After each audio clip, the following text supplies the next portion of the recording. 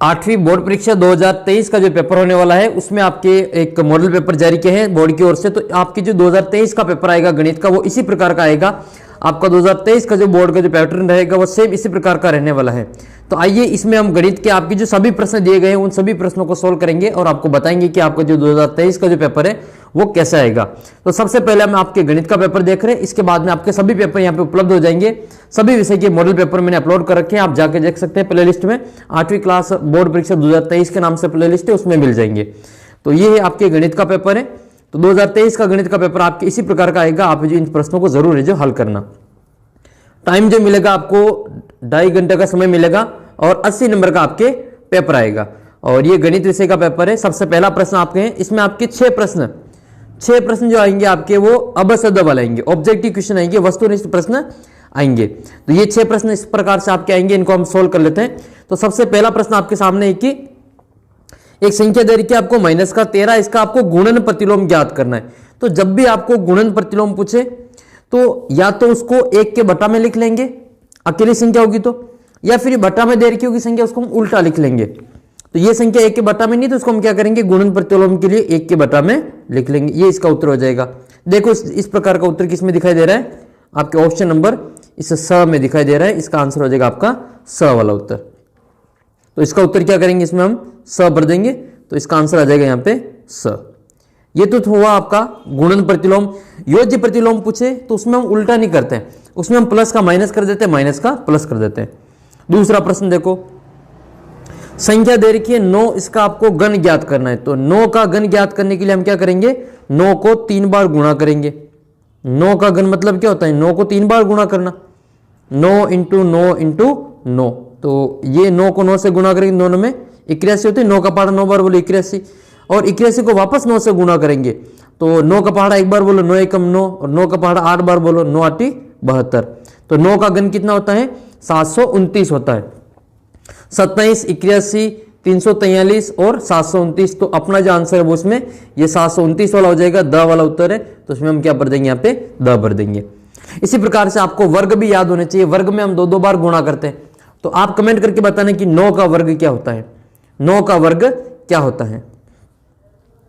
ये तीसरा प्रश्न देखो, इसमें आपको साधारण ब्याज ज्ञात करने का सूत्र बताना है कि साधारण ब्याज का सूत्र क्या होता है। साधारण ब्याज का जो सूत्र होता है वो समुद्र बटा 100 होता है, समय मूलधन दर बटा 100। तो समय मूलधन दर बटा 100 आपके पहले ऑप्शन में दे रखा है। तो मूलधन इंटू समय इंटू दर बटा 100 इसका आंसर हो जाएगा। अगला प्रश्न देखते हैं हम इसमें। अगला प्रश्न आपकी ये है, प्रश्न संख्या 4। ये कह रहा है कि 5 किलोग्राम शक्कर का मूल्य 240 रुपए है। तो 1 किलोग्राम शक्कर का आपको मूल्य बताना है। देखो जब भी आपको ज्यादा चीजों का मूल्य दे के एक चीज का मूल्य पूछे तो हमको क्या करना होता है, भाग करना होता है। जैसे मैं आपसे कहूं कि 3 पेन का मूल्य आपके पास में है 15 रुपए, और आपको कहे कि 1 पेन का मूल्य कितना होगा, तो हम क्या करेंगे, इस 15 में 3 का भाग दे देंगे। तो 3 का पहाड़ा बोलेंगे, 15 कितनी बार में आता है, 5 बार में आएगा। तो 1 पेन का मूल्य कितना आ जाएगा, 5 रुपए आ जाएगा। इसी प्रकार से 5 का मूल्य दे रखा है 240 रुपए, आपको ज्ञात करना है 1 का। तो 1 का ज्ञात करने के लिए इस 240 में इस 5 का भाग दे देंगे। तो इसमें क्या करेंगे, इस 240 में इस 5 का भाग दे देंगे। तो 240 में 5 का भाग दो, 5 चौक 20 होते हैं, 5 चौक 20, माइनस करेंगे तो ये यहाँ पे 4 बचेंगे, ऊपर से उतरेगा 0, 40 हो जाएगा। 5 का पहाड़ा बोलेंगे 40 कितनी बार में आएंगे, 5 आठी 40 आ जाएगा। तो ये 40 में से 40 गया तो 0, तो अपना आंसर आ जाएगा 40 रुपये। तो 48 रुपये। तो इसका आंसर आपके फर्स्ट हो जाएगा 48 रुपये। अ वाला उत्तर अपना सही हो जाएगा। ये अगर उल्टा पूछता आपको कि 1 पेन का मूल्य 5 रुपए है, 1 पेन का मूल्य 5 रुपए है, और आपको पूछे कि 15 पेन का मूल्य ज्ञात करो, तो 15 पेन का मूल्य ज्ञात करने के लिए हम 5 को 15 से गुणा करके इसका उत्तर निकालते हैं। ठीक है, आप कमेंट करके बताना। देखिए 1 पेन का मूल्य 5 रुपए है, तो 15 पेन का मूल्य कितने रुपए होगा, इसका उत्तर आप मुझे कमेंट करके बताएंगे। ठीक है, अगला प्रश्न देखते हैं हम इसमें। तो इसका उत्तर आपके 48 समझ में आ गया होगा। 48 कैसे है, ये 240 में हमने 5 का भाग दिया तो 48 रुपए 1 किलो शक्कर का आ गया है। अगला प्रश्न है कि इनमें से कौन सा द्विपदीय व्यंजक है। द्विपदीय व्यंजक, द्विपदी का मतलब जिनके बीच में एक प्लस माइनस होता है उसको हम द्विपदी कहते हैं। तो देखो ये 1 पदी है, ये 3 पदी है, इसमें 3 पद है, और ये वाला देखो ये 2 पदी नहीं है, ये 5x है और इसमें 2x जोड़ेंगे तो 5 और 2 कितने हो गए 7x हो जाएंगे। तो इसका उत्तर 7x, इसमें 5 2 ये द्विपदी नहीं है। तो इसका उत्तर क्या होगा फिर? अपना ऑप्शन नंबर ब हो जाएगा। ब ही अपना द्विपदी है, बाकी जो द्विपदी नहीं है। तो इसका आंसर क्या लिखेंगे हम? ब वाला उत्तर लिखेंगे। इसमें आपको पता चल गया होगा हमने 5x + 2x को क्यों नहीं लिखा, क्योंकि एक पदी है, इसका जोड़ 7x हो जाएगा। अगला प्रश्न है, एक चतुर्भुज के सभी अंतःकोणों के मापों का योग कितना होता है? तो चतुर्भुज के चारों कोणों का जो योग होता है अंदर के, वो 360 डिग्री होता है। चतुर्भुज के अंतःकोणों का योग भी 360 होता है और बहिष्कोणों का योग भी 360 डिग्री होता है। आपको एक प्रश्न पूछ ले परीक्षा में, मान लो कि वह बहुभुज का नाम बताइए जिसके अंतःकोण का योग और बहिष्कोण का योग बराबर होता है, तो उसका नाम क्या लिखेंगे हम? चतुर्भुज लिखेंगे। तो इसका उत्तर लिखेंगे हम स। और त्रिभुज के तीनों कोणों का योग 180 डिग्री होता है अंदर के, और ये 90 डिग्री के कोण को हम क्या कहते हैं? समकोण कहते हैं। क्या कहते हैं इसको? समकोण कहते हैं। और 90 से अगर कोण ज्यादा है तो उसको हम अधिक कोण कहते हैं। 90 से ज्यादा वाले को अधिक कहते हैं, 180 से कम और 90 से ज्यादा। और 180 डिग्री वाले को हम कहते हैं सरल कोण। क्या कहते हैं इसको? सरल कोण कहते हैं, स्ट्रेट लाइन कहते हैं इसको। और आप कमेंट करके बताना कि ऐसा कोण जिसका मान 90 डिग्री से कम हो, 90 डिग्री से कम हो तो उसको हम क्या कहते हैं? इसका उत्तर कमेंट करके बताना मेरे को। तो इसका आंसर क्या लिखेंगे हम? 360 लिखेंगे। तो ये आपको 6 सवाल इस प्रकार से कर लेने। ये 6 सवाल आएंगे आपके 6 नंबर के, 1-1 नंबर का 6 सवाल आएगा, वो 1-1 नंबर का आएगा। और 6 सवाल आपको इस प्रकार से हल करके उनके उत्तर आपको एक साथ अपनी कॉपी में लिखना है। फिर आपके अगला सवाल ये है कि एक अतिलघुत्रात्मक है जिसमें आपके प्रश्न संख्या 7 से लगा कि 11 तक 7, 8, 9, 10, 11 5 सवाल आएंगे और प्रत्येक सवाल आपका 2 नंबर का होगा, यानी कि 5 दूनी 10 नंबर का आपका ये खंड ब हो जाएगा।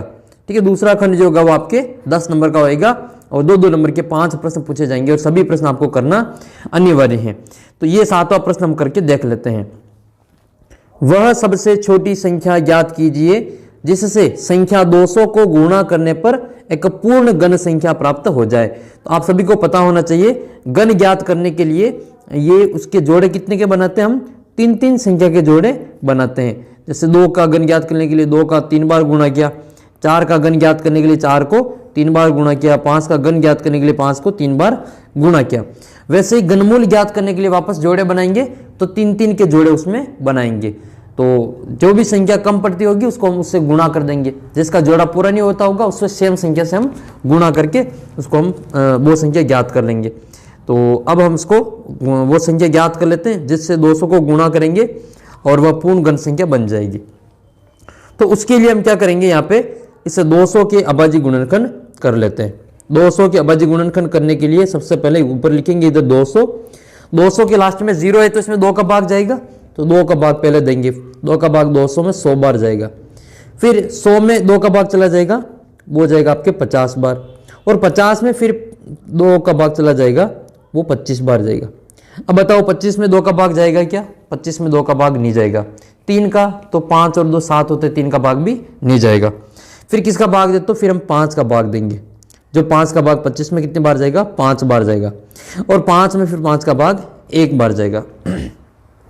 यहां पर देखो इस 200 के जो गुणनखंड किए हमने वो 2 × 2 × 2 × 5 × 5 बने।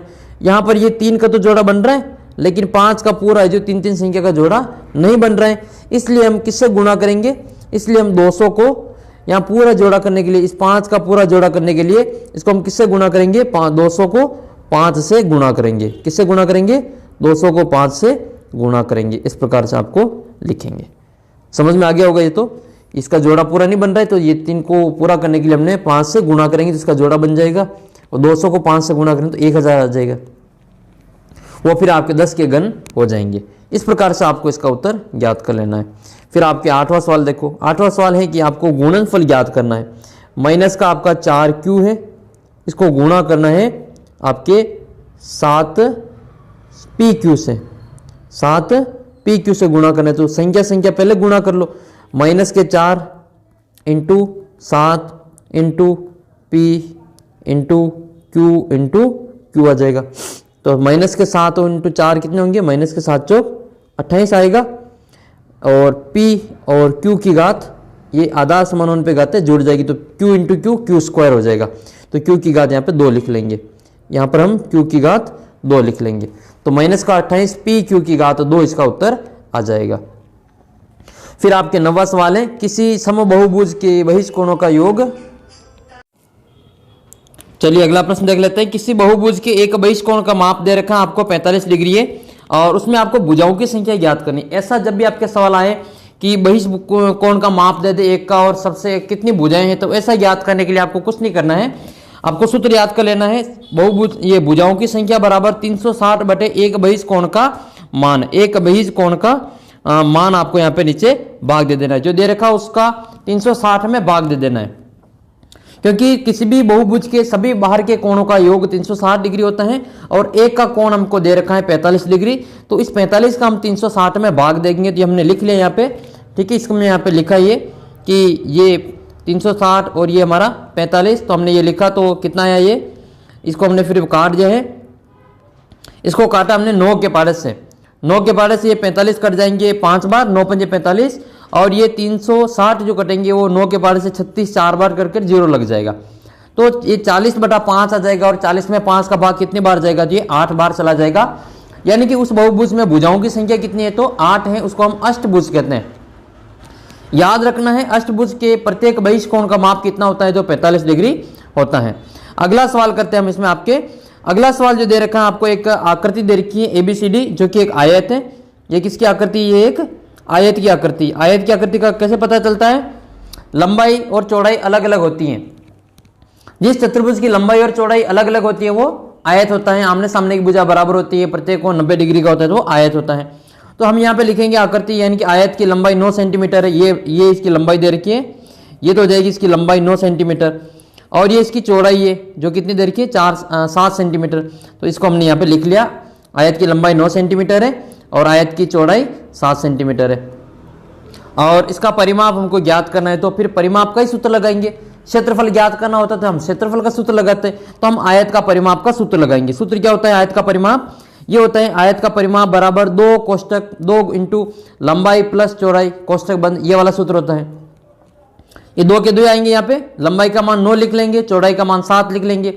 पहले बोर्ड मास के नियम से हम जोड़ेंगे, 9 और 7 को जोड़ेंगे तो 7 आएगा, और 7 को 2 से 9 और 7 को जोड़ेंगे तो 16 आएगा, और 16 को 2 से गुणा करेंगे तो 16 दूनी 32 सेंटीमीटर इसका आंसर आएगा। क्योंकि ये परिमाप है तो हमें ये सेंटीमीटर एक बार लिखना है। यही अगर क्षेत्रफल होता तो हम फिर इसको सेंटीमीटर का स्क्वायर लिखते हैं। तो इसका परिमाप कितना आ गया, 32 सेंटीमीटर इसका आंसर आ गया। परिमाप का मतलब कोई आकृति व्यक्ति A से चलकर B पर आएगा, B से C पर, C से D पर और D से वापस A पर, एक चक्कर काटने में जितनी दूरी तय करता है वो उसका परिमाप होता है। तो ये इसका परिमाप आ जाएगा, एक चक्कर बराबर उसका परिमाप होता है। फिर आगे सवाल दे रखा है 11वां सवाल है, दी गई आकृति में एक लाल सेब प्राप्त करने की प्रायिकता ज्ञात करनी है। तो पहले आपको टोटल सेब के बारे में जानकारी होनी चाहिए कि इस थैले में कितने सेब है। इसमें देखो R वाले लाल सेब है, तो ये R वाला 1 2 3 और 4 तो हो गए आपके लाल सेब, हमने लिख लिया 4 लाल सेब कितने, तो 4 हैं। फिर ये सफ़ेद, ये ग्रीन देख लो, ग्रीन कितने, हरे, तो ये वाले ग्रीन है, ग्रीन वाले हो जाएंगे 3, तो हरे सेब लिखने हमने 3 लिख लिए। टोटल कितने हो गए, कुल 3 और 4 7 सेब हो गए। अब इसमें से आपको लाल सेब होने की प्रायिकता ज्ञात करनी, तो कुल में से लाल कितने हैं, तो 7 में से 4, तो इसकी प्रायिकता का सूत्र लिख लेंगे। लाल सेब की प्रायिकता बराबर अनुकूल परिणाम बटे कुल परिणाम। अनुकूल का मतलब इसमें लाल कितनी है, लाल 4 है तो 4 ऊपर लिख लेंगे, और कुल 7 है तो फिर 7 नीचे लिख लेंगे। ये इसके उत्तर आ जाएंगे, नहीं कट रहे तो ये इसके उत्तर है। आपको हरी सेब का पूछे तो फिर हम 3/7 लिख लेंगे। इस प्रकार से आपको ज्ञात कर लेना है। तो ये थे हुए आपके प्रश्न संख्या 7 से लगा के 11 तक। टोटल अपने 5 प्रश्न कर लिए, 2-2 नंबर के, 5 दूनी 10 नंबर का मैटर ये हो गया, और 6 प्रश्न हमने ऊपर कर लिए थे, तो 6 और 10 16 नंबर के प्रश्न अब तक हमने कर लिए हैं। मैं आपको सभी पेपर आपके इसी प्रकार से अपलोड करूंगा, आप चैनल को सब्सक्राइब कर लेना। बोर्ड एग्जाम तक मोस्ट इंपोर्टेंट क्वेश्चन का वीडियो भी आने वाला है आपके लिए, तो इसके लिए आप चैनल को सब्सक्राइब कर लेना और व्हाट्सअप ग्रुप जरूर ज्वाइन करके रख लेना। व्हाट्सअप ग्रुप के जो लिंक है उसका मिल जाएगा आपको डिस्क्रिप्शन बॉक्स में, क्योंकि मैं इसकी PDF आपको वहां शेयर कर दूंगा इस पूरे पेपर की, तो आप उसको वहां पे देख लेना। फिर हम अगला प्रश्न देखते हैं। अगला प्रश्न आपका यह है, लघुत्तरात्मक प्रश्न आएगा, प्रश्न संख्या 12 से लगा के 21 तक। ये 4-4 नंबर के प्रश्न होंगे, 12 13 14 15 16 17 18 19 20 21, टोटल आपके 10 प्रश्न आएंगे। कितने आएंगे ये टोटल 10 प्रश्न आएंगे, वो भी 4-4 नंबर के, यानी कि 40 नंबर का जो भाग है वो खंड, ये वाला खंड आएगा, इसमें आपके 40 नंबर के प्रश्न पूछे जाएंगे। तो आइए इसको हम देख लेते हैं। 40 में भी जो 12 प्रश्न आएगा वो सत्य असत्य वाला आएगा, 4 प्रश्न सत्य असत्य के पूछे जाएंगे। तो जो सही है उसके ऊपर आपको निशान लगाना है, गलत है तो गलत के ऊपर निशान लगाना है। तो देखो इसमें पहला प्रश्न आपके 12वें का पहला है, एक संख्या दे रखी 1354, इसमें 2 से विभाजित नहीं है, ये कह रहे हैं ये 2 से विभाजित नहीं है, तो ये तो गलत बात है। इसके लास्ट में देखो ये 1354 है और लास्ट में इकाई का अंक कितना है, 4 है। जिस भी संख्या का इकाई अंक 0 हो, 2 हो, 4 हो, 6 हो या फिर 8 हो तो उसमें 2 का भाग पूरा पूरा जाता है। तो ये तो गलत कह रहा है, ये तो 2 से विभाजित है, तो इसका मतलब ये असत्य है। तो इसको हम क्या लिखेंगे, ये असत्य है, इसको हम करेंगे असत्य। अगला प्रश्न देखो, ये कह रहा है ये संख्या 9 से विभाजित है। 9 से विभाजित होने के लिए हम क्या करेंगे, संख्या को जोड़ेंगे, अंकों की जोड़ में 9 का भाग जाता है, तो उस संख्या में भी 9 का भाग जाएगा। जैसे आपको पूछे कि ये 27 में 9 का भाग जाएगा कि नहीं जाएगा, तो हम इसको जोड़ करके देख लेंगे। 2 + 7 कितने होते हैं, 9 होते हैं, 9 में 9 का भाग जाता है, इसलिए 27 में भी 9 का भाग जाएगा। आपको पूछे ये 189, इसमें 9 का भाग जाएगा कि नहीं जाएगा, तो हम इसको जोड़ करके देख लेंगे। 1 + 8 + 9, 1 और 8 9 और 9 18 हो जाएंगे, 18 में 9 का भाग जाता है, तो 189 में भी 9 का भाग जाएगा। ऐसे आपको इसमें जोड़ करके देखना है। तो 15, 28 और 75 के अंकों को जोड़ेंगे तो 1 + 5 6, 1 + 5 1 + 5 + 2 + 8 + 7 + 5, इन सभी को जोड़ेंगे। 5 और 1 6, 8 और 2 10 और 7 और 5 12, 12 और 6 कितने हो गए, 18, 18 और 10 जोड़ लो 28, टोटल जोड़ कितनी हो रही है, 28 हो रही है। देखो 28 आते क्या 9 के पहाड़े में, 9 × 9 9 दूनी 18, 9 × 3 27 आते हैं और 9 × 4 36 आते हैं, 27 और 36 आ रहे हैं। इसका मतलब 28 में 9 का भाग पूरा पूरा नहीं जाता है, तो इसमें ये 9 का भाग इसमें पूरी संख्या में भी नहीं जाएगा, तो ये विभाजित नहीं, इसका मतलब ये भी असत्य है। अगला प्रश्न है कि यदि कोई संख्या 2 से और 3 से विभाजित है तो वह 6 से भी विभाजित होगी। आइए देख लेते हैं, हम देख लेते हैं। जैसे अपने पास में संख्या है 12, 12 में 2 का भाग जाएगा, हाँ क्योंकि 12 के लास्ट में 2 है तो उसमें 2 का भाग जाएगा। 3 का भाग जाएगा, इसको जोड़ करके देखो 1 और 2 कितने होते हैं, 3 होते हैं, 1 और 2 जोड़ेंगे तो 3 हो जाएंगे, इसका मतलब 3, इस 12 में 3 का भाग भी जाता है। जिस संख्या में 2 का भाग भी जाता है, 3 का भाग भी जाता है, उस संख्या में 6 का भाग भी जाएगा। ये बिल्कुल सही बात है, जिसको हम कहेंगे हाँ ये सत्य है, तो ये वाला कथन तो सत्य है। अगला प्रश्न है, एक संख्या दे रखी है 6 + x, ये 9 का गुणज है। गुणज का मतलब है कि ये 9 के पहाड़े में आता है, ये इसमें 9 का भाग जाता है, तो इसमें 6 में x का मान कितना रखेंगे, x का मान 2 रखेंगे। देखो 6 में 2 रखो, 6 में 2 जोड़ो तो 8 होगा। क्या 8 9 के पहाड़े में आते हैं, नहीं आते, इसका मतलब ये असत्य है। ठीक है, तो यहाँ पे 3 होता तब हम ये कहते हैं कि हाँ ये 9 का गुणज है, तो ये भी आपके असत्य हो जाएगा। इस प्रकार से आपको चौथा प्रश्न, ये 12वां प्रश्न के चारों आपको कर लेने हैं। ठीक है, सत्य असत्य, इसमें 2 असत्य हैं, 3 असत्य और 1 सत्य है। फिर आपके अगला प्रश्न जो है वो पार्श्व दृश्य और ऊपर से दृश्य के रूप में बताना है। तो ये देखो, ये वाली आकृति इसमें ऊपर से देखने पर कैसा लगेगा, तो ऊपर से देखने पर तो ये ऐसी आकृति दिखाई देगी, तो ये तो हो जाएगा आपका, ठीक है, ऊपर से, ठीक है, और ये हो जाएगा आपका पार्श्व, ये क्या होगा, पार्श्व हो जाएगा। इसी प्रकार से इस वाली आकृति को जब हम ऊपर से देखेंगे, इस वाली आकृति को जब हम ऊपर से देखेंगे तो ये ऐसी दिखाई देगी। ठीक है, ये हो जाएगी ऊपर और ये हो जाएगी आपके पार्श्व। इस प्रकार से 4 नंबर का प्रश्न ये आपके आ जाएगा। नेक्स्ट क्वेश्चन फिर आपका एक दे रखा है कि 400 व्यक्तियों पर किए गए सड़क सर्वे के दौरान यातायात नियमों का पालन नहीं करने वालों को वृत्त चित्र में दर्शाया गया है। वृत्त चित्र को पढ़कर निम्नलिखित प्रश्नों के उत्तर दीजिए। 10% लोग वो हैं जो गति सीमा से अधिक यानी कि ओवर स्पीड से वाहन चलाते हैं, और ट्रैफिक लाइट का उपयोग नहीं करने वाले 25% है, जेब्रा पट्टी का पालन नहीं करने वाले 15% है, हेलमेट नहीं लगाने वाले 30% है, और ओवरलोडिंग वाले जो बार से अधिक क्षमता से अधिक बार वहन करने वाले, इनका प्रतिशत हमको बताना है कि कितना है।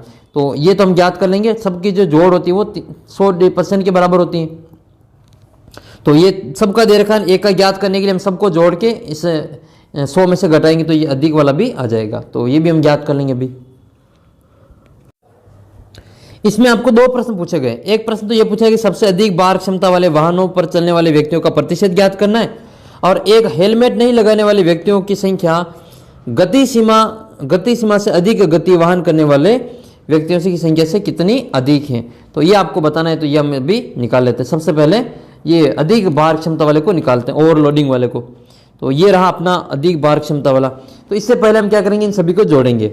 10 + 25 + 15 + 20, ये 30 इनको जोड़ेंगे। 10 + 25 + 15 + 30 इन सब की जोड़ करेंगे तो ये हो जाएगा आपका 40 + 30 और प्लस में अपना 10, तो ये हो जाएगा 50 और 10 30 कितना हो जाएगा 80% हो जाएगा।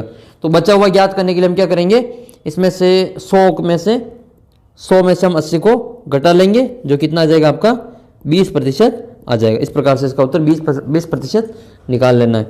अगला प्रश्न देखो, हेलमेट नहीं लगाने वाले व्यक्तियों की संख्या ज्ञात करनी है, वो गति सीमा से अधिक वाले वाहन की संख्या से कितनी अधिक है। तो हेलमेट नहीं लगाने वाले कितने, हेलमेट नहीं लगाने वाले आपके 30% है, और ये ओवरलोडिंग वाले कितने हैं, ये आपके 20%। अधिक कितने हैं, 10% अधिक है। अधिक कितने आपके अधिक हो जाएंगे आपके 10%। तो अंतर कितने का आ रहा है इसमें, अंतर जो आ रहा है वो आपका 10% का आ रहा है। ठीक है, 30 - 20 बराबर यह आ जाएगा आपका 10%। ठीक है, 10% मतलब कितनी अधिक है, तो वो अधिक संख्या ज्ञात करने के लिए हम क्या करेंगे, इस 400 का 10% ज्ञात कर लेंगे। तो यहां पर हम निकाल लेंगे 400 का 10%, 400 का 10%। तो ये हो जाएगा आपका 400 इंटू का की जगह 10 इंटू 10 और बटे में 100 आ जाएगा। 2 0 से 400 के 2 0 कट जाएंगे और 4 को 10 से गुणा करके इसका उत्तर लिख लेंगे। कितना उत्तर आ जाएगा, 40 व्यक्ति। तो हेलमेट नहीं लगाने वाले व्यक्तियों की संख्या गति सीमा से अधिक गति करने वाले वाहनों की संख्या से 40 व्यक्ति अधिक हैं, ये इसका आंसर आ जाएगा। फिर आपको इस 15वें सवाल में समांतर चतुर्भुज के बारे में थोड़ी सी जानकारी होनी चाहिए। समांतर चतुर्भुज में आमने सामने के कोण बराबर होते हैं। जैसे ये ए वाला जो कोण है ये सी वाले कोण के बराबर होता है, ये डी वाला कोण इस बी वाले कोण के बराबर होते हैं। एक बात ये याद कर लेनी है। दूसरा है कि आमने सामने की भुजा बराबर होती हैं। ये ए बी जो भुजा है वो इस सी डी भुजा के बराबर आती हैं, और ये ए डी भुजा इस बी सी भुजा के बराबर आती हैं। इस प्रकार से ये भी आपको याद कर लेना है। इसके जो विकर्ण होते हैं वो समद्विभाजित होते हैं, विकर्ण 2 बराबर भाग में बढ़ते हैं, यानी कि ये बीच में जो लाइन है वो इधर ओ ए और ओ सी बराबर है। ओ ए बराबर क्या होता है, ओ सी होता है। तो ये भी आपको याद कर लेना। इसी प्रकार से ओ डी बराबर ओ बी हो जाएगा। इसके विकर्ण होते हैं समद्विभाजित बराबर होते हैं। और 2 लगातार कोणों की जो जोड़ होती है वो 180 डिग्री के बराबर होती है, यानी कि कोण ए और कोण बी को जोड़ेंगे, कोण ए प्लस कोण बी को जोड़ेंगे तो वो समपूरक होते हैं, 180 डिग्री के बराबर आते हैं। तो इसका भी उत्तर हम लिख लेंगे सभी। देखो AD पूछा गया है, ये AD, ये रहा AD, ये वाले भुजा किसके बराबर होगी, फिर ये इसके बराबर होगी, ये BC के बराबर होगी। तो इसका उत्तर लिखेंगे हम यहाँ पे BC, ये लिखा हुआ है BC, इसमें BC कर देंगे। कोण DCB, कोण DCB, ये रहा कोण DCB, ये DCB, ये वाला कोण आपका DAB या BAD के बराबर होगा। तो ये BAD के बराबर आ जाएगा, BAD। तो इसको हम लिखेंगे कोण BAD के बराबर आएगा। फिर आपको OC पूछा है, तो ये OC के बराबर होगा, इस OA के बराबर आएगा। तो OC OA के बराबर आ जाएगा, ये OA के बराबर आएगा। फिर कोण DAB, कोण DAB, ये कोण DAB, ये वाला कोण, और कोण CDA, कोण CDA, इन दोनों की कोण की जोड़ पूछी। कोण D प्लस कोण A पूछा, लगातार है तो लगातार की जोड़ 180 डिग्री होती है। कोण D और A लगातार है तो इनकी जोड़ हो जाएगी 180 डिग्री। तो इसका उत्तर कितना लिखेंगे, इसका उत्तर लिखेंगे हम 180 डिग्री। आप कमेंट करके बताना कि इस वाले आकृति, ये जो चतुर्भुज है समांतर चतुर्भुज, इसके चारों कोणों की जोड़ कितनी होती है, इसका उत्तर कमेंट करके बताना। तो ये आपका भाग हो गया, ठीक है। 16 तक प्रश्न हमने किए।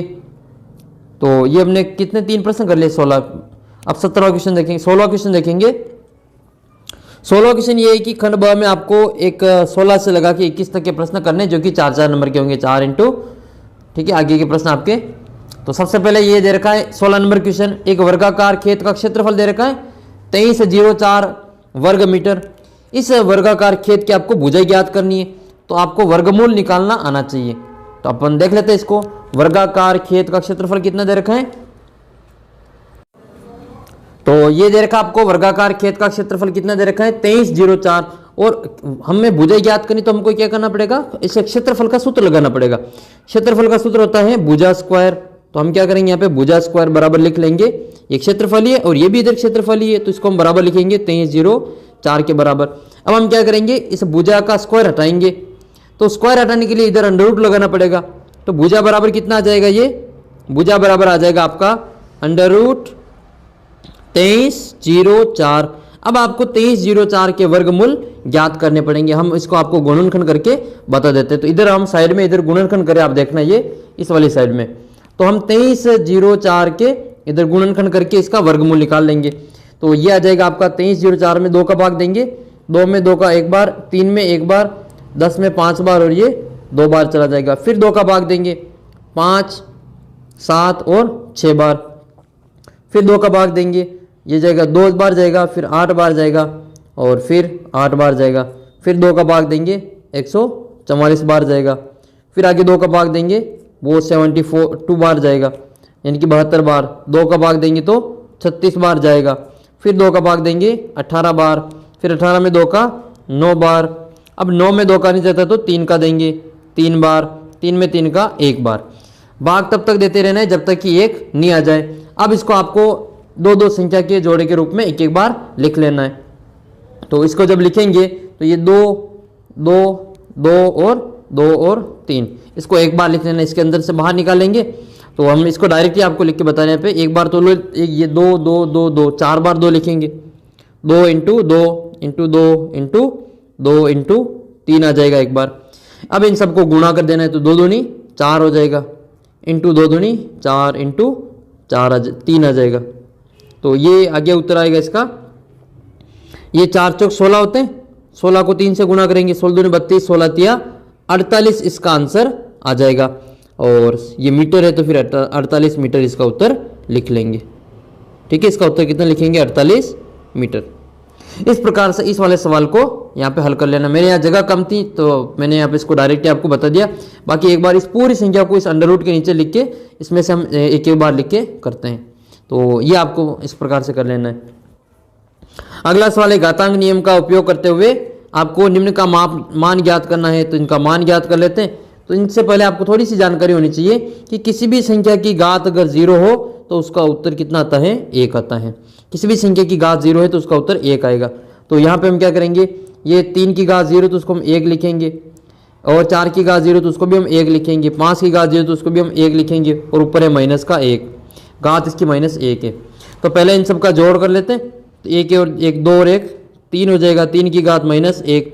जब -1 है तो उसको हम 1 के बटा में लिख सकते हैं। तो ये हो जाएगा 1/3, ये इसका आंसर आ जाएगा।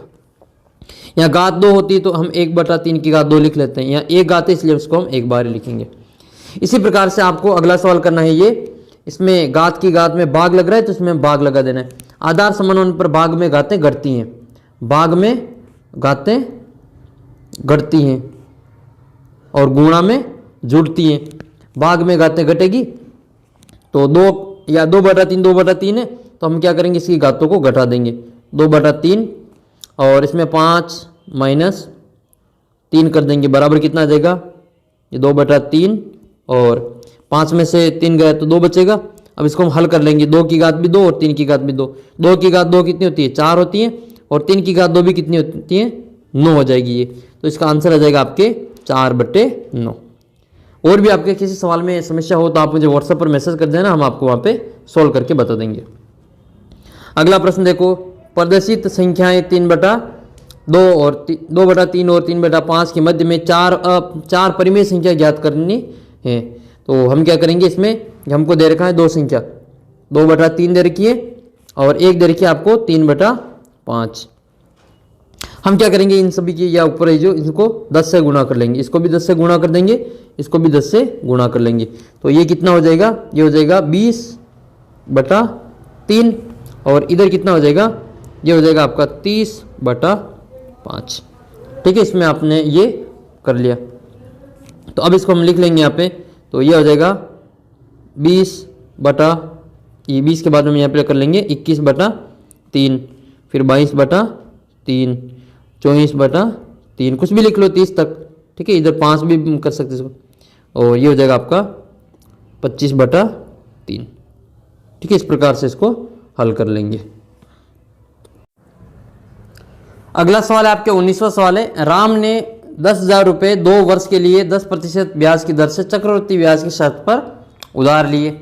यदि धन सरल ब्याज पर लिया जाता तो दोनों ब्याज में कितना अंतर होता। यानी कि इस सवाल में आपको सरल ब्याज भी ज्ञात करना पड़ेगा, इस सवाल में आपको मूल ये चक्रवृद्धि ब्याज भी ज्ञात करना पड़ेगा, फिर चक्रवृद्धि ब्याज में से सरल ब्याज को घटाना और वो उत्तर आपको निकालना है।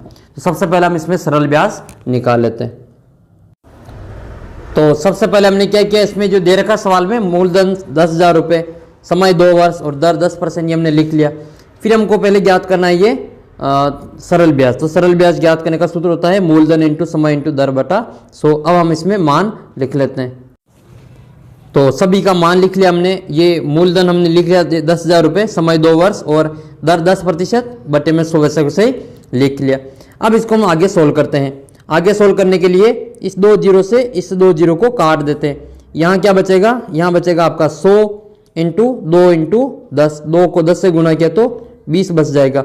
तो ये उत्तर कितना आ जाएगा आपका 2,000 रुपये। तो सरल ब्याज कितना आया, तो सरल ब्याज आ गया हमारे पास में, सरल ब्याज बराबर 2,000 रुपये। अब आपको इसी सवाल में वापस ये चक्रवर्ती ब्याज भी ज्ञात करना है। तो चक्रवर्ती ब्याज का सूत्र लिखेंगे हम यहाँ पे, फिर उसका चक्रवर्ती ब्याज भी ज्ञात कर लेंगे। तो चक्रवर्ती ब्याज का सूत्र क्या होता है वो हम यहाँ पे आपको लिख के बता देते हैं।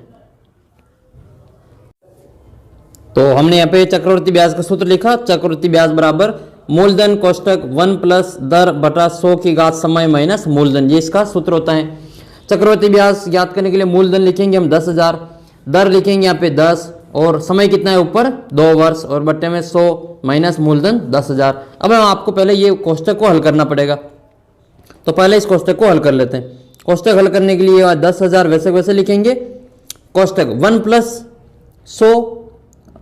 10 बटा 100, इसको जब हम सोल्व करेंगे तो इसका लघुत्तम कितना आएगा, यह आ जाएगा आपका 100 आ जाएगा। लघुत्तम 100 आएगा तो 100 का 1 का भाग 100 में 100 बार जाएगा, 100 को 1 से गुणा करेंगे 1, यानी 100 को 1 से गुणा करेंगे 100 आ जाएगा, प्लस यह आ जाएगा 100 का भाग 100 में 1 बार, 1 को 10 से गुणा करेंगे तो 10। तो ये 100 और 10 में इसको डायरेक्टली जोड़ के 110 लिख रहा हूँ यहाँ पे। ठीक है, इसकी घात कितनी हो जाएगी 2, तो मैं इसको डायरेक्टली जोड़ के कितना लिख रहा हूँ 110 लिख रहा हूँ। ठीक है, इसका हमने लिख लिया 110 माइनस ये लिखेंगे 10,000। देखो यहाँ पे 15 होता है तो हम डायरेक्टली इसको 115/100 लिख लेते हैं। आप भी इसको डायरेक्ट यहाँ पे कर सकते हैं। फिर इसको हम आगे करेंगे तो ये आ जाएगा आपका 10,000 इंटू, ये इसको 2 बार लिखना पड़ेगा। ठीक है, 1 0 से 1 0 कट जाएगा तो ये आ जाएगा 11/10 इंटू 11/10 और माइनस में फिर चल ही रहा है ये 10,000 रुपये। अब ये माइनस वाले से जीरो से ये वाले नहीं काट सकते, गुणा वाले जीरो से इसको काट लेंगे। तो इसके 2 जीरो से इसके 2 जीरो कट जाएंगे, हमारे पास में संख्या बचेगी 100 इंटू 11 को 11 से गुणा करना है, 11 इंटू 11 और माइनस में 10,000 को घटा लेना है। 11 को 11 से गुणा करेंगे तो ये आ जाएगा आपका 121। ठीक है, 121 को 2 जीरो लगा दो तो ये हो जाएगा आपका 12,100 और माइनस में 10,000 घटा लेंगे। तो 12,100 में से 10,000 को घटाएंगे तो यह आ जाएगा आपका 2,100 रुपये, 2,100 रुपये आपका ब्याज आ जाएगा। ये क्या है आपका चक्रवर्ती ब्याज, ये कह रहे हैं। ठीक है, ये देखो सरल ब्याज कितना आया 2,000 रुपये, चक्रवर्ती ब्याज कितना आया 2,100 रुपये। कितना ज़्यादा है 100 रुपये ज़्यादा है। ये कह रहे हैं कि यदि वह धन सरल ब्याज पर लेता तो दोनों ब्याज में कितना अंतर होता है। तो अंतर ज्ञात करने के लिए यहाँ पे हम अंतर निकाल लेंगे। यहाँ पे आपको यहाँ पे अंतर निकाल के बता देते हैं। तो अंतर ज्ञात करने के लिए ये हो जाएगा चक्रवर्ती ब्याज माइनस सरल ब्याज। चक्रवर्ती ब्याज कितना आया 2,100 रुपये माइनस साधारण ब्याज कितना है सरल ब्याज 2,000 रुपये। तो अंतर कितना आ जाएगा आपका 100 रुपये का अंतर आपको आ जाएगा। तो कभी भी ध्यान रखना चक्रवर्ती ब्याज हमेशा ज़्यादा आता है, सरल ब्याज कम आता है। तो सरल ब्याज कम रहेगा और चक्रवर्ती ब्याज ज़्यादा रहेगा। ये पूरे सवाल की पीडीएफ जो हमने सोल्व कर रखी ये आपको मैं व्हाट्सअप कर दूंगा, व्हाट्सअप ग्रुप ज्वाइन कर लेना, व्हाट्सअप ग्रुप में डाल देंगे इसको, ठीक है। और पूरी गणित आपको इसी प्रकार से समझा देंगे। आप तो चैनल को सब्सक्राइब कर लेना और अपने बाकी दोस्तों के साथ में भी वीडियो को शेयर कर देना, अपनी क्लास के बाकी दोस्तों के साथ में। अगला सवाल देखो, इसमें 20 नंबर, दो संख्याओं का योग दे रखा है 95 और पहली संख्या दूसरी संख्या से 15 अधिक है, तो वो दोनों संख्या आपको ज्ञात करनी है। तो हम क्या करेंगे, इसमें एक संख्या को मान लेते हैं, एक संख्या को मान लेते हैं और इसमें देखो पहली संख्या दूसरी संख्या से 15 अधिक है, तो कौन सी संख्या को मानेंगे हम मानेंगे दूसरी संख्या को, क्योंकि दूसरी संख्या पता होगी तभी तो हम पहले ज्ञात कर पाएंगे। इसमें हम दूसरी संख्या को मान लेंगे x, यहाँ लाइन लिखेंगे, माना कि दूसरी संख्या x है, दूसरी संख्या क्या है, दूसरी संख्या x है, दूसरी संख्या बराबर x है। तो पहली क्या हो जाएगी, पहली संख्या जो है वो दूसरी संख्या से 15 अधिक है, तो 15 इसमें जोड़ देंगे, तो दो संख्या आ गई, पहली संख्या x + 15 और दूसरी संख्या हमारे पास में x है। तो ये कह रहे हैं कि प्रश्नानुसार दो संख्याओं का योग आपके 95। तो यहाँ लिखेंगे हम प्रश्नानुसार, प्रश्नानुसार क्या दे रखा है, प्रश्नानुसार दे रखा है आपको दो संख्याओं का योग। पहली संख्या तो हमारे पास में x + 15, दूसरी संख्या है x, इनका योग कितना दे रखा है, 95 दे रखा है। इनको जोड़ कर लो, x और x कितने हो जाएंगे, 2x हो जाएंगे, तो 2x हो जाएगा, तो फिर आपको 15 कर देना है प्लस में, और बराबर में कितना है, 95 आ जाएगा। अब आपको 2x का मान ज्ञात करना है, तो 15 को इधर ले जाओ, तो 95, ये प्लस के 15 इधर आएंगे तो माइनस के 15 आ जाएगा। तो 95 में से 15 को माइनस कर दो, कितने बचेंगे, तो 2x बराबर बच जाएगा, 5 में से 5 गए तो 0 और 9 में से 1 गया तो 8 यहाँ पे बच जाएगा, 80 आ जाएगा। तो यहाँ पे क्या दे रखा है आपको, यहाँ पे दे रखा है 2x बराबर 80 है, 2x बराबर 80 है, 2x बराबर 80 है। तो बताओ x बराबर कितना आएगा, हम 80 में 2 का भाग दे देंगे, 80 में 2 का भाग कितनी बार जाएगा, 40 बार जाएगा। तो ये x का मान आया, x क्या थी, दूसरी संख्या, तो दूसरी संख्या क्या हो जाएगी, दूसरी संख्या तो हो जाएगी, दूसरी संख्या बराबर हो जाएगी हमारी x, दूसरी संख्या क्या हो जाएगी, इसमें x हो जाएगी, तो दूसरी संख्या को हम लिख लेंगे यहाँ पे, दूसरी संख्या बराबर x। एक मिनट इसको वापस कर लेते हैं।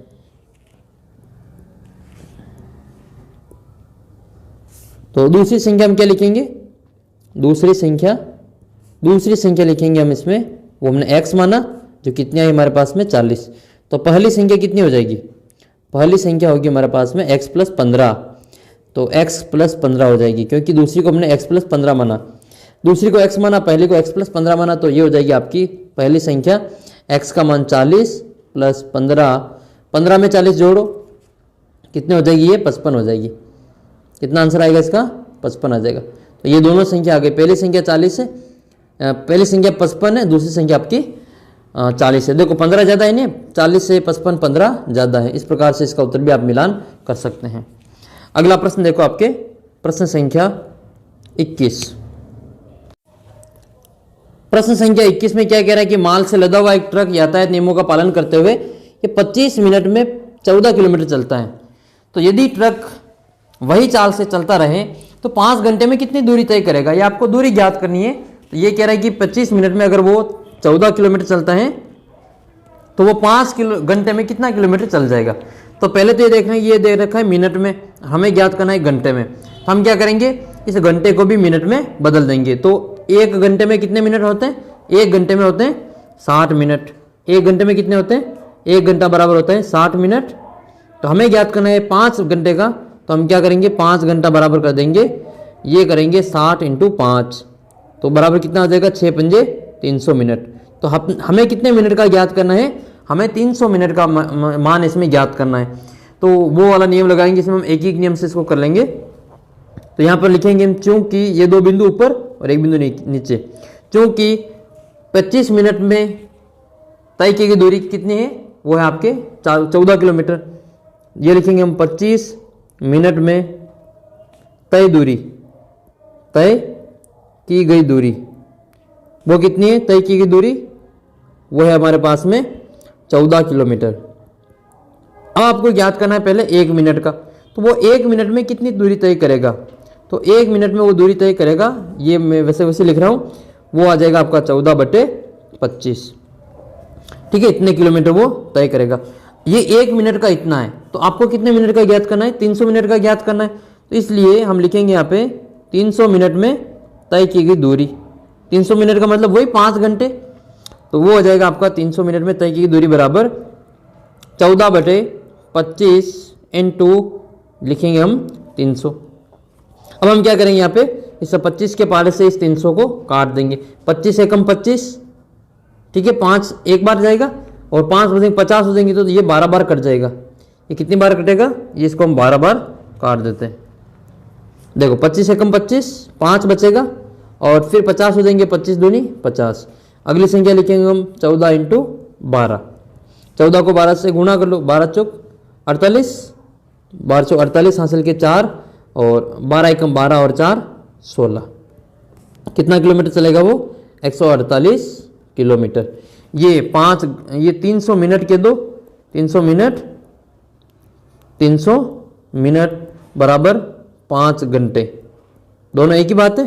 तो 300 मिनट में तय की दूरी बराबर 5 घंटे में तय की दूरी कितनी आएगी? 168 किलोमीटर। ये अपना आंसर हो जाएगा। इस प्रकार से इस सवाल का उत्तर कितना आएगा आपके? 168 किलोमीटर। देखो मैं 12 से 48, 8 और 12 और 4 16। ठीक है, अगला प्रश्न देखते हैं हम इसमें आपका। अब ये आपका भाग संख्या 12 से 25 तक आपके बड़े सवाल आएंगे, 6 नंबर के आपके इसमें सवाल आएंगे, तो इसको भी हम यहाँ पे आके सोल्व कर लेंगे। ठीक है, तो ये जो आकृति दे रखी है आपकी पूरी आकृति निबंधात्मक प्रश्न वाली, इसमें आपको इस पूरी आकृति का क्षेत्रफल ज्ञात करना है। पूरी आकृति का क्षेत्रफल ज्ञात करने के लिए आपको इसको आकृति में बांट देना है। आकृति 1, 2, आकृति 3 और ये आकृति 4। इसमें 2 तो त्रिभुज बन रहे हैं और 2 समलंब चतुर्भुज बन रहे हैं। तो आपको त्रिभुज का क्षेत्रफल ज्ञात करना है, 2 और 2 समलंब चतुर्भुज का क्षेत्रफल ज्ञात करके बाद में चारों को जोड़ेंगे तो पूरी आकृति का क्षेत्रफल आ जाएगा। तो वो अब इसमें हम करेंगे। तो सबसे पहले हम क्या करेंगे, इस आकृति का एक का क्षेत्रफल ज्ञात कर लेंगे। ठीक है, आकृति 1 का क्षेत्रफल ज्ञात करेंगे। ये रही आकृति 1, ये आकृति 1 का क्षेत्रफल, यहां लिख लेते हैं हम आकृति 1 का क्षेत्रफल।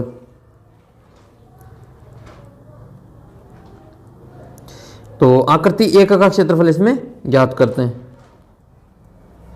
आकृति 1 का क्षेत्रफल, आकृति 1 का क्षेत्रफल। सूत्र क्या लगेगा इसमें? सूत्र वो समलंब चतुर्भुज है। आकृति समलंब चतुर्भुज का सूत्र होता है 1/2 इंटू समांतर भुजाओं का योग। ये समांतर भुजा होती है, ये वाली भुजा और ये वाली भुजा समांतर भुजा, ये ए है और ये बी है। तो a प्लस बी समांतर भुजाओं का योग, यानी कि a प्लस बी इंटू उनके बीच की दूरी, इसको हम h से लिखते हैं। ये वाली दूरी कितनी है? ये 0 से 50 तक 50 हो जाएगी। तो इसको इसका मान हम यहाँ पे लिख लेंगे 1/2 इंटू a का मान 30 से b का मान 50 है, a का मान 30 से b का मान 50 है। तो ये हो जाएगा आपका 30 प्लस 50 इंटू ऊंचाई कितनी है? ये दूरी, इन दोनों के बीच की दूरी 0 से 50, तो 50 ही हो जाएगी। तो इसका उत्तर कितना आ जाएगा? यहाँ पे 50 आ जाएगा। अब हमको क्या करना है, इस कोष्टक को हल करना है। तो 1/2 इंटू ये 30 और 50 कितने हो जाएंगे? 80। 80 को गुणा करना है फिर वापस 50 से। 2 के पारे से इस 80 को काट देंगे 40 बार। 2 के पारे से 80 40 बार कटेंगे, इंटू 50 करेंगे, तो ये कितना आ जाएगा? 5 चौक 20। तो ये आ गया आपके 2000 मीटर स्क्वायर। तो ये तो है आपके आकृति 1 का क्षेत्रफल। आकृति 1 का क्षेत्रफल आ गया।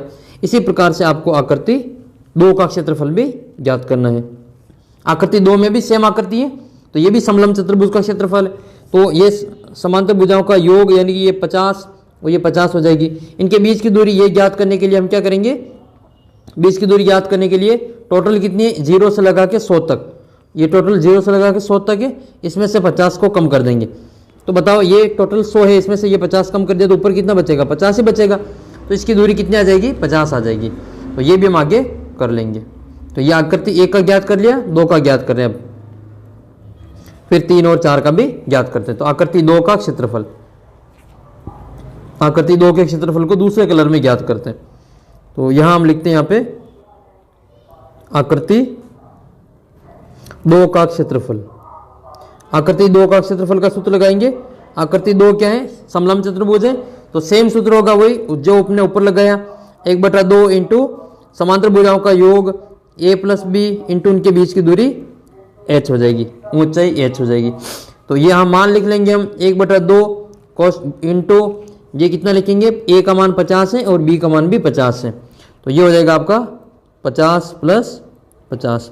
और इनके बीच की दूरी कितनी है, ये टोटल 100 है। इस 100 में से 50 को माइनस कर देंगे। तो यहाँ 100 में से 50 को माइनस करके डायरेक्ट मैं लिख रहा हूँ यहाँ पे 50। ये 50 कैसे है, ये वाला, ये टोटल 100 है, इसमें से हमने इस 50 को माइनस कर दिया, तो ये ऊपर कितना बच गया, यहाँ पे 50 बच जाएगा। तो ये हमने किया यहाँ पे, तो ये हमने डायरेक्ट ही लिख लिया इसमें 50। अब हम क्या करेंगे, इसमें जोड़ कर लेंगे पहले 1/2 इंटू ये 50 + 50 कितने हो जाएंगे, 100 हो जाएंगे, इंटू ये 50 हो जाएंगे। तो यहाँ 2 के पारे से काट दो इस 100 को, 50 बार कट जाएगा ये। तो इस 2 के पारे से 100 को काटा 50 बार और 50 वापस ऊपर वैसे ही है। तो 50 × 50 करेंगे तो कितना उत्तर आ जाएगा, 5 × 5 = 2500, ठीक है, मीटर स्क्वायर। ये किसका आया क्षेत्रफल, ये आया आपके क्षेत्रफल आकृति नंबर 2 का। अब हम क्या करेंगे, आकृति जो दे रखी है आपके 3 आकृति, ये वाले आकृति, इस आकृति नंबर 3 का क्षेत्रफल ज्ञात करेंगे। आकृति 3 क्या है, आकृति 3 आपके एक त्रिभुज है।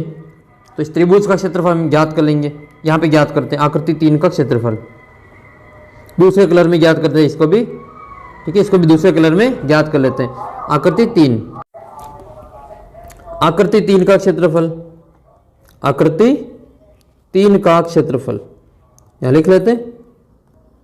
आकृति 3 का नाम सूत्र लिखो इसमें, वो हो जाएगा आपका 1/2 इंटू आधार इंटू ऊंचाई। ये त्रिभुज का क्षेत्रफल का सूत्र होता है 1/2 इंटू आधार इंटू ऊंचाई। अब देखो आधार कितना है, आधार तो हो जाएगा ये इसका आधार हो जाएगा 40 और ये इसकी ऊंचाई हो जाएगी। तो ये ऊंचाई ज्ञात करने के लिए टोटल 100 है, 100 में से 70 को घटा देंगे, ये 70 है, यहाँ से यहाँ तक 70 है। तो 70 में से 100 को घटाए तो 30 बचेगा। तो यहाँ आ जाएगा आपका 1/2 इंटू आधार कितना लिखेंगे, आधार तो है 40, ये वाला आधार 40 दे रखा हमको, ये वाला ये तो 40 है और ये हमारा 100 है, टोटल 70 यहाँ तक है। तो ये बचा हुआ कितना है, ये हो जाएगा आपका 30। तो ये हमका 30 हो जाएगा। यहाँ लिख लेंगे हम आधार 40 इंटू ऊंचाई कितनी हो जाएगी, 30 हो जाएगी। 2 के पारे से इस 40 को काटेंगे 20 बार और 30 वैसे आ जाएगा। तो ये कितना आ जाएगा अपना, ठीक है, 20 और इंटू 30 करेंगे तो 2 × 3 = 6, तो ये आ जाएगा आपका 600 मीटर स्क्वायर। ये आपके आकृति 3 का क्षेत्रफल आ गया।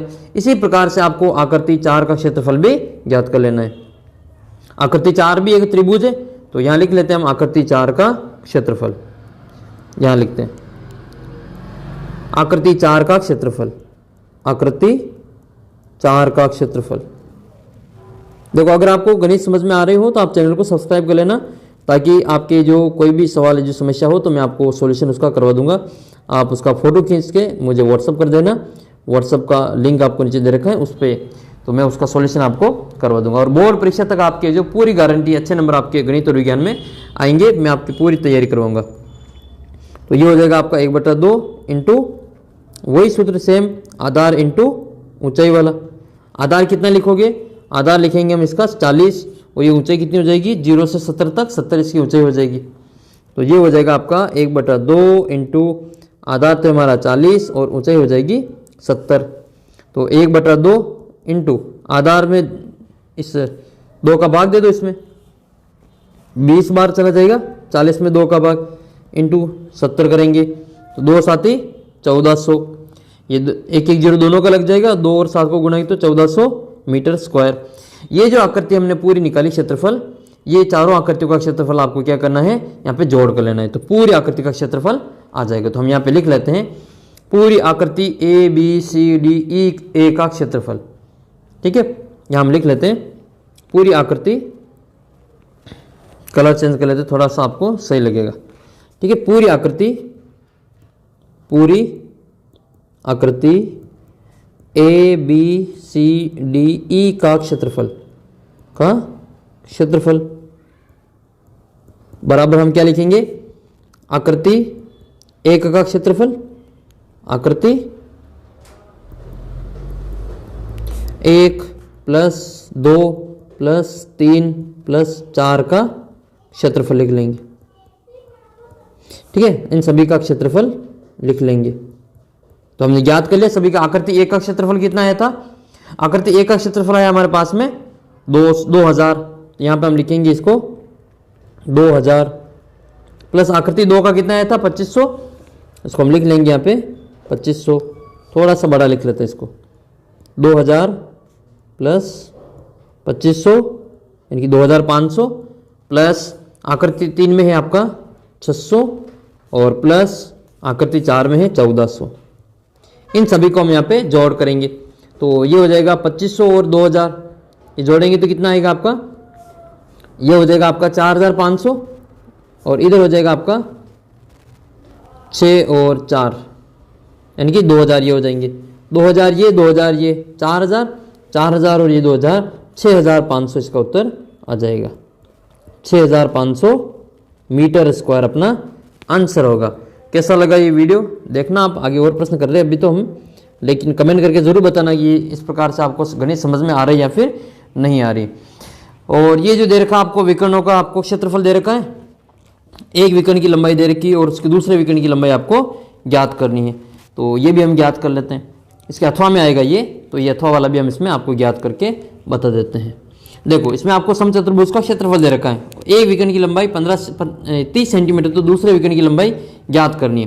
तो समचतुर्भुज का क्षेत्रफल होता है 1/2 इंटू विकर्णों का गुणनफल।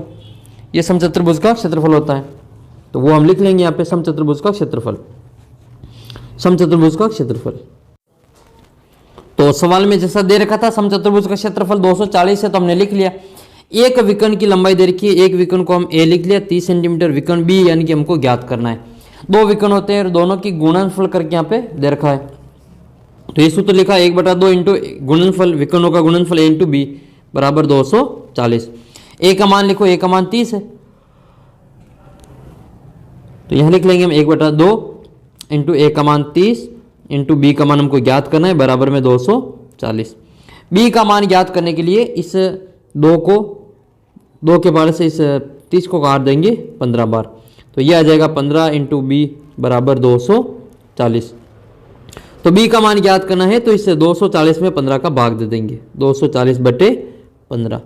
फिर 15 के पारे से इसको काटेंगे। ठीक है, तो इसको काट लो पहले, 5 छोटी संख्या से काट लो, छोटी संख्या से काटो तो 5 के पारे से काट लो, ये 15 कटेगा 3 बार और ऊपर 5 के पारे से 24 कटेंगे, 5 चौक 20 बार और 5 आठो 40 बार। फिर ऊपर आ जाएगा आपका 48/3 यानी कि ये कट जाएगा आपका 3 के पारे से 12 बार, 12 दूना 24, 12 36 बार, सॉरी 12 बार नहीं 16 बार, 16 दूना 32, 16 48। ठीक है, सेंटीमीटर या मीटर हो तो मीटर, तो सेंटीमीटर ही है तो इसको हम सेंटीमीटर में लिख लेंगे।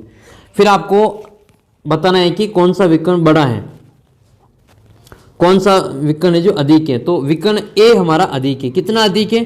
तो वो अधिक ज्ञात करने के लिए हम क्या करेंगे, इस ए में से बी को घटा लेंगे, ए माइनस बी, यानी कि आपको करना क्या है 30 में से इस 16 को घटा लेना है, तो 14 सेंटीमीटर वो अधिक है। इसी प्रकार से इसका अथवा वाला सवाल है, एक बेलन की आपको ऊंचाई ज्ञात करनी है, आयतन दे रखा है आपको और उसका आधार का व्यास दे रखा है। ठीक है, तो ये दे रखा आपको मीटर में, ये दे रखा आपको सेंटीमीटर में। आपको पहले इसको सेंटीमीटर को या फिर इसको सेंटीमीटर को मीटर में या फिर इस मीटर को सेंटीमीटर में बदल के करना है। तो इसमें हमने बेलन का आयतन का सूत्र लगाया। ठीक है, ये πr², ये हमको दे रखा है 1.54 सवाल में दे रखा है ये वाला। और r का मान ज्ञात करने के लिए हम क्या करेंगे, पहले सेंटीमीटर में व्यास, इसको मीटर में बदला तो 100 का भाग दे दिया इसमें, तो 1.40, इसमें 2 का भाग दे तो 0.70 आया। ये तो इसमें r का मान। अब हमको h ज्ञात करना है इसमें, तो हम क्या करेंगे, बेलन का आयतन का सूत्र लगाएंगे इसमें, πr²h, इसमें पाई का मान लिखेंगे 22/7, r का मान लिखेंगे इसमें 0.7 इंटू 0.7, क्योंकि r का स्क्वायर इसको 2 बार लिखेंगे, इंटू h, और हमारा बराबर दे रखा आयतन 1.50। हमें ज्ञात करना है इसमें h का मान, ऊंचाई ज्ञात करनी है, तो इस पॉइंट को हटाएंगे तो नीचे 10 लिखेंगे, पॉइंट को हटा के नीचे 10 लिखेंगे। इस वाले 7 से ये वाला 7 कट जाएगा और फिर इसको हम बराबर में करेंगे तो ये बट्टे में इसका भी पॉइंट हटा के 2 0 लिख लेंगे। देखो बराबर से इधर ये 10 इंटू 10 100 हो जाएंगे, तो ये 10 से दोनों 10 से ये वाला 100 कट जाएगा, और ये 22 इंटू 7 इंटू h बराबर 154 है, तो ये 22 इंटू 7 करेंगे तो कितना आएगा, ये आ जाएगा आपका 154h। 22 इंटू 7 इंटू एच, यह आ जाएगा आपका 154H। 154H बराबर में है 154। तो H बराबर कितना आएगा? H बराबर आ जाएगा आपका 154/154 बराबर 1 मीटर। तो उसकी ऊंचाई कितनी आ जाएगी? 1 मीटर आ जाएगी। इसी प्रकार से अगला सवाल आपका ये 23वां है। इस 23वें सवाल में आपको क्या करना है? इसमें गुणनखंड करना है। तो पहला लेके देखते हैं, इसमें किसी दो के गुणनखंड करने, इसमें से आपको इसे भी कर लेना। तो पहला जो दे रखा आपको इस प्रकार दे रखा है, ये 4p² माइनस 9p² है ना। तो ये दे रखा आपको 4p² माइनस 9q²। तो 4p को हम क्या लिख सकते हैं? 4p² को हम लिख सकते हैं 2p का होल स्क्वायर, 2p का होल स्क्वायर माइनस 9q² को लिख सकते हैं 9 का स्क्वायर, यानी कि 9 ये जो 3 का स्क्वायर होता है 3q का होल स्क्वायर। फिर एक सूत्र बनता है हमारा, सूत्र क्या होता है? a² माइनस b² वाला, a² माइनस b²। इसको हम क्या लिख सकते हैं? इसको लिख सकते हैं a प्लस बी और a माइनस बी लिख सकते हैं। a का मान इसमें 2p है, तो इसको हम लिख लेंगे यहाँ पे 2p प्लस 3q, और एक बार लिखेंगे हम इसमें 2p माइनस 3q। ये हमारा इसमें आंसर आ जाएगा, यही अपना उत्तर है। इसी प्रकार से इसका हम सवाल नंबर 3 करते हैं। सवाल नंबर 3 क्या है इसका? पहले का तीसरा कि x² प्लस 6x, इसको हम लिख लेते हैं वापस यहाँ पे। ये हो जाएगा हमारा x² प्लस 6x प्लस 8। इसके गुणनखंड करने, तो 6 के टुकड़े इससे करने, मतलब 8 के टुकड़े ऐसे करने जिनको जोड़े घटाएं तो 6 आ जाएं। तो 4 दूनी 8 हो जाएगा, 4 और 2 6 हो जाएंगे। तो इसमें क्या करेंगे हम? इस 6 को लिखेंगे 4 प्लस 2। तो ये हो जाएगा अपना अगले स्टेप में x² plus 4x plus 2x plus 8। Common निकालेंगे, इसमें से x कॉमन निकलेगा तो यहाँ पे x प्लस 4 बचेगा। इधर यहाँ पे 2 कॉमन निकलेंगे तो प्लस के 2 कॉमन निकाले तो x प्लस 4 यहाँ पे कॉमन बच जाएगा। जो 2 बार कॉमन है उसको एक बार लिख लो, तो x प्लस 4 एक बार लिखेंगे x प्लस 4, और ये जो बाहर कॉमन निकाले इसको एक कोष्टक में बंद कर देंगे x प्लस 2 को। ये अपने आंसर आ जाएंगे। इसी प्रकार से एक और मैं बता देता हूँ, 3 में से कोई एक कर लेना, 2 कर लेना आप। ये a की घात 4 और माइनस b की घात 4 है, तो इसको हम करते हैं b। ठीक है, इसका दूसरा चौथा वाला भी कर लेते हैं।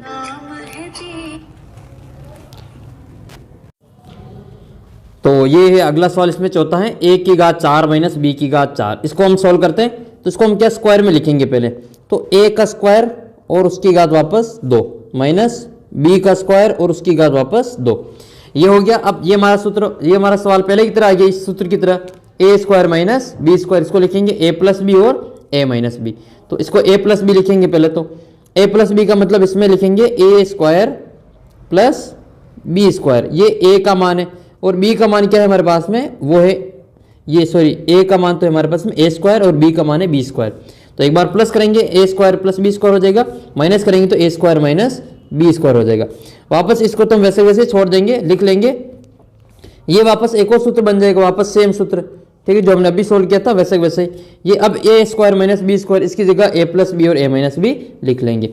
तो ये आ जाएगा अगले स्टेप में इसका उत्तर a² प्लस b², ये लिखा हमने, और इसको हम लिखेंगे a प्लस बी और इसको लिखेंगे a माइनस बी। ये आसान सा सवाल है, हर बार प्रश्न पूछा जाता है। इस प्रकार से इस सवाल को भी आपको कर लेना है। इसका अगला सवाल हम कर लेते हैं, सवाल नंबर 24। सवाल नंबर 24 में आपको रचना करनी पड़ेगी, तो इसमें आपको प्रकार पेंसिल की सहायता से इसको समझना पड़ेगा। इसको भी मैं यहाँ नहीं समझा सकता हूँ। अभी हम जो इसका अगला सवाल देख लेते हैं।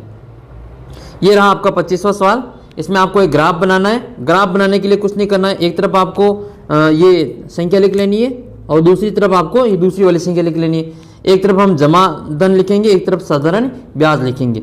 जैसे ये ग्राफ है, तो इस ग्राफ में ये यहाँ तो आ जाएगा आपका मूल बिंदु, ठीक है, ये हो जाएगी आपकी x अक्ष, और यहाँ हो जाएगा आपका ग्राफ में, यहाँ लिख लेंगे हम y अक्ष।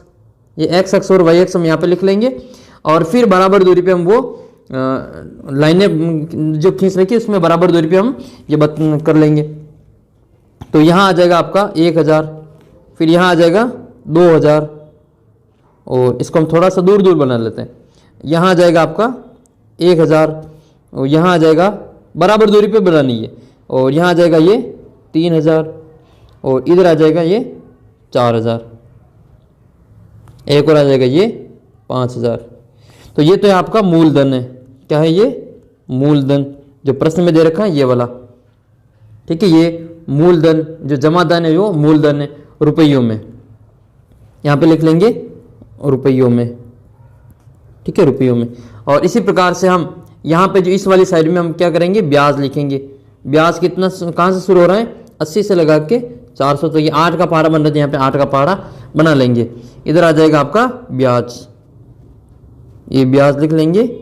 ठीक है, इधर वाला ब्याज आ जाएगा। ब्याज कितना कितना लिखेंगे? यहाँ आ जाएगा आपका 80, यहाँ लिख लेंगे 80। और फिर तीसरे नंबर पे वापस 8 दूनी 16, तो ये 160 आ जाएगा। फिर यहाँ पे आ जाएगा 240।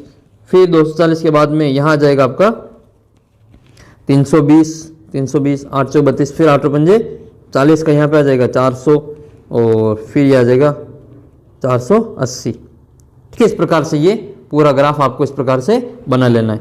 अब हमें क्या देखना है, ये 1000 रुपये पे ब्याज कितना है? तो 1000 रुपये पे ब्याज है आपका वो है 80 रुपये।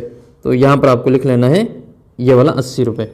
2000 पे कितना है? तो 2000 पे है 160, तो यहाँ पे आ जाएगा आपका 160। 3000 पे कितना है?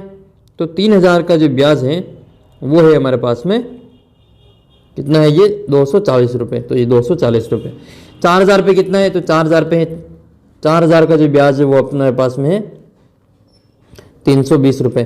और 5000 का तो ब्याज हमको दे ही नहीं रखा है, दे रखा है, देख लेते हैं इसको। हाँ, 5000 का 400 रुपये, तो ये हो जाएगा अपना 5000 का 400 रुपये।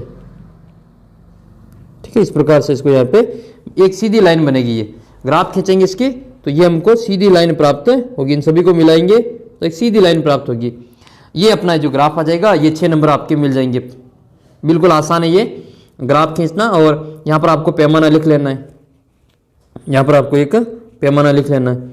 पैमाना यहाँ पे ऊपर पैमाना पहले लिखेंगे एक्स अक्ष पर, एक्स अक्ष पर, एक एक्स अक्ष पर क्या लिया? एक बड़ा खाना, एक बड़ा खाना। एक बड़ा खाना बराबर हमने कितने 1000 रुपये लिए? एक बड़ा खाना बराबर हमने 1000 का गैप रखा, तो यहाँ लिखेंगे हम 1000 रुपये। एक बड़ा खाना बराबर 1000 रुपये। इसी प्रकार से वाई अक्ष पर आपको ये जो माप ले लेना है। वाई अक्ष पर एक बड़ा खाना, एक बड़ा खाना बराबर इधर कितना लिया? वाई अक्ष पे 80 का गैप है, तो इधर आपको बराबर में ले लेना है 80 रुपये। इस प्रकार से आपको पैमाना भी लिखना है, पूरा सवाल करना है। और ये जो पूरा PDF बनी है इसकी, मैं आपको व्हाट्सएप ग्रुप में जो डाल दूंगा, आप व्हाट्सएप ग्रुप को ज्वाइन कर लेना। सभी सवाल जो आपको मिल जाएंगे वहाँ पे। और चैनल को सब्सक्राइब कर लेना, अपने दोस्तों के साथ में वीडियो को शेयर कर देना। और इसी प्रकार के और सभी पेपर देखने के लिए हमारे YouTube चैनल को लाइक करें, चैनल को सब्सक्राइब कर देना। और इस वीडियो को अपनी कक्षा के सभी दोस्तों के साथ में जो व्हाट्सएप पर शेयर करेंगे आप, ताकि उनको भी थोड़ा फ़ायदा मिले। जो कमज़ोर है गणित में, जिनको समझ में नहीं आती, उनको आप चैनल के साथ जोड़ेंगे, ताकि उनको भी जो गणित अच्छी प्रकार से समझ में आ जाए। तो मैं इसकी PDF आपको शेयर कर दूंगा व्हाट्सएप ग्रुप में। व्हाट्सएप ग्रुप पे आप मुझे मैसेज कर देना, मैं आपको वहाँ पे इसकी PDF पूरी शेयर करके बता दूंगा। ठीक है, पूरा जो पेपर है मैंने आपको सोल्व करवा दिया है। बाकी के पेपर भी मैंने सोल्व कर रखे हैं, और भी मैं सोल्व करवा दूंगा। आप चैनल को सब्सक्राइब कर देना। ठीक है, तो मिलते हैं आपको अगले वीडियो में। तब तक जय हिंद, जय भारत। ठीक है, अगले वीडियो में आप जरूर मिलेंगे। चैनल को सब्सक्राइब कर लेना, सभी पेपर आपको मिल जाएंगे। और व्हाट्सएप ग्रुप का जो नंबर है उसमें आप ज्वाइन हो जाना। मिलते हैं आपको अगले वीडियो में, तब तक जय हिंद, जय भारत। और आप ये वीडियो कौन से जिले से देख रहे हैं, ये भी आप कमेंट करके बता देना। देखिए ये आप वीडियो कौन से जिले से देख रहे हो। ठीक है, तो मिलते हैं आपको अगले वीडियो में।